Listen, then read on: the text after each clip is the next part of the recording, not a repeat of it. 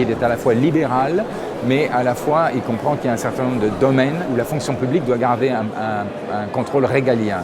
Par exemple, je pense à EDF, je pense aux autoroutes. Cet aspect central, équilibré, me paraît raisonnable.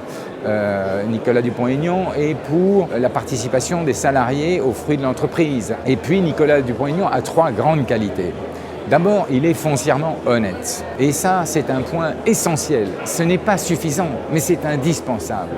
C'est indispensable. Comment entraîner derrière nous les Français ?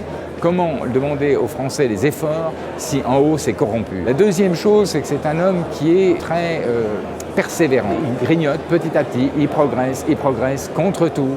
Et il est seul, il a eu le courage de quitter les Républicains alors qu'on lui promettait un avenir de ministre. Il a une suite dans ses idées. Le dernier point, c'est un homme qui réussit. Dans sa ville, il est élu depuis 3 fois, une ville de plus de 20 000 habitants, avec plus de 75% des voix. C'est le maire le mieux élu de France. Tout simplement parce qu'il fait du bon travail. Vous allez à Hyères, vous voyez, c'est une ville magnifique, qui est bien éclairée, qui est propre. Les gens y sont heureux. Même les HLM sont propres. Alors, diriger une mairie, ce n'est pas la même chose que diriger la France. Au moins, il prouve son efficacité. Même chose en termes de député, il a été élu le meilleur député de France. Voilà. Donc ces 3 critères font que je me dis, il n'y a pas mieux que lui.